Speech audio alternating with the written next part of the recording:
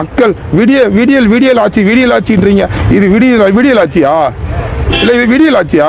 10,000 பேருக்கு சோறாக்கி போட்டல, என் மனசு எப்படி வேதனை இருக்கும்? 55 பேர் வேலை பார்த்தாங்களா, அவங்களுக்கு எவ்வளோ வேதனை இருக்கும்? இது விடியல் ஆட்சியா? அந்த மனுஷன் ஓப்பன் பண்ணி வச்சார்ல, அந்த மனுஷனுக்கு தெரியாதா? நீங்க கேளுங்க. இப்ப என்ன சொல்றாருன்னா, நான் போய் 3 நாள் ஆச்சு. நேற்று சாயந்தரம் குற்ற மலையில நானும் என் பொண்டாட்டியும் காலில் விழுந்து கேட்டோம், நீ போடா அடிப்பேன், நான் திமுக உனக்கு குன்றுவேன், உன்னால என்ன செய்ய முடியுமா செஞ்சுக்கூடான்றாங்க, கட்டி வச்சு அடிப்போம்ன்றாங்க. அதுக்கான வீடியோ முதற்கொண்டு என்கிட்ட இருக்கு, எல்லாமே இருக்கு. என்னை கேவலப்படுத்துறாங்க, என் ஜாதியை பத்தி பேசுறாங்க, பல்லப்பேலை அப்படின்னு வைக்கிறாங்க, என்னை அவ்வளோ கேவலப்படுத்துறாங்க. இது அந்த தெருவுக்கே தெரியும். 3வது படிக்கிற அந்த தெருவில் அந்த 3வது படிக்கிற ஒரு பையன் கூட்டு சொல்றான், அண்ணே இவனை நம்பி வந்துட்டேனேன்.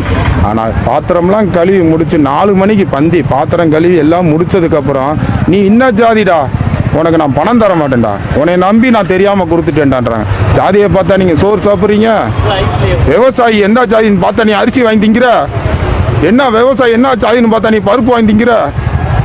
55 பேரும் நீ உனக்கு உசுலம்பட்டிக்காரே, நீ உன் இதை திமுறை காட்டுற, அந்த ஒச்சுப்பாட்டு நேராக கேட்குறேன், அந்த திமுறை காட்டுற, உன் கட்சி பவரை காட்டுற. ஒரு பாமர மக்கள் இன்னைக்கு நான் தூக்க மாட்டு தொங்கிட்டேன்னா நீ என்ன செய்ய போற?